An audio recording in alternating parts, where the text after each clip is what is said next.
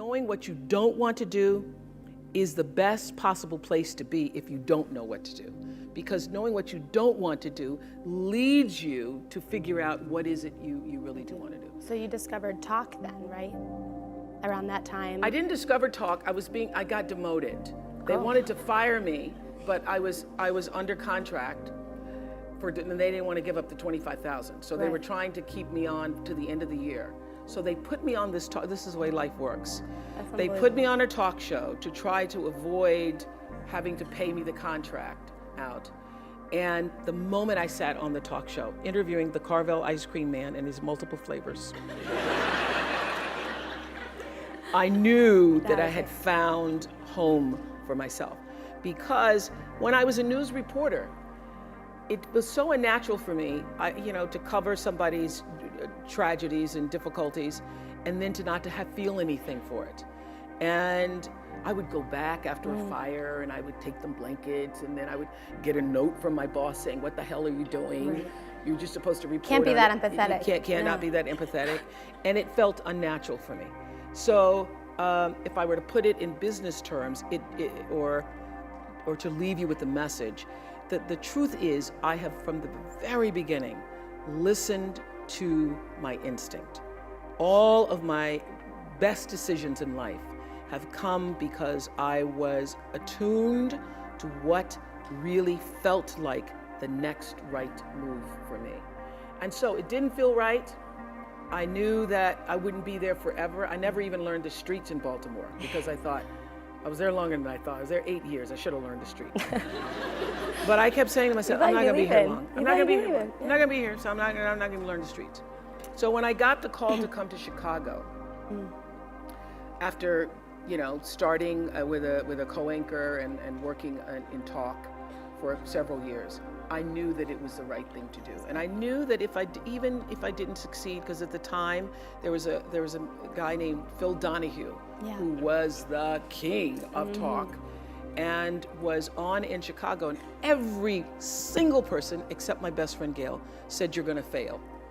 Every single person. When I left, my bosses by this time thought I was terrific and said, you're walking into a landmine, you're gonna fail, Chicago's a racist city, you're black, you're not gonna make it.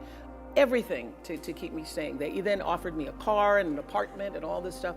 And I said, no, if I fail, then I will find out what is the next thing for me, what is the next true thing for me.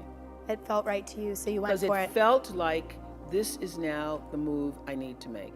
And I was not one of those people, all of my, the people who worked with me in news, they would have their tapes and they'd have their stories and they'd have, resumes ready. I didn't have any of that because I knew that the time would come where what I needed would show up for me. Okay. And when that showed up, I was ready. Because my definition of luck is preparation meeting the moment of opportunity. Right. And I was prepared to be able to step into that world of talk in a way that I knew I could do it. There is no real doing in the world without being first.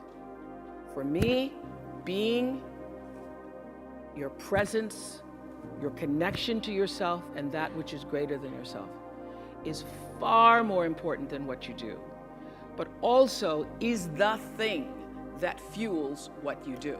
Right. And I know that one of the things that is so important for what happens here at the graduate school is that you have leaders who are self-actualized and understand what your contribution to change the world can be. You can only do that if you know yourself. You can only do that you cannot do it unless you take the time to actually know who you are and why you are here.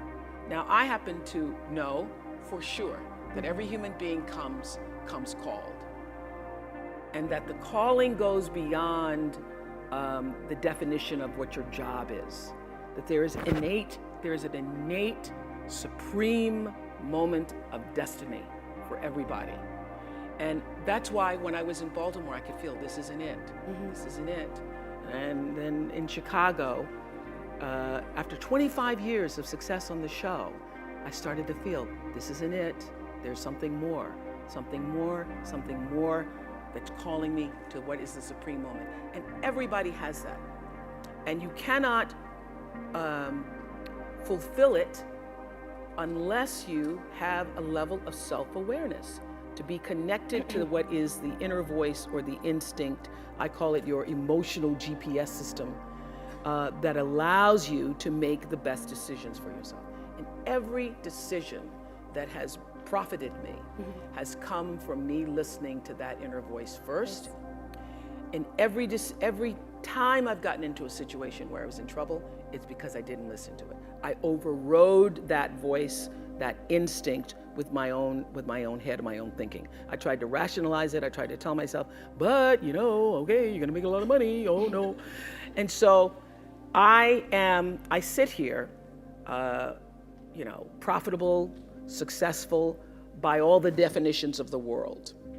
But what really, really, really resonates deeply with me is that I live a fantastic life. My inner life is really intact. I live from the inside out. And so everything that I have because I let it be fueled by who I am and what I realize my contributions to the planet could be. And what my real contribution is, it looks like I was a talk show host.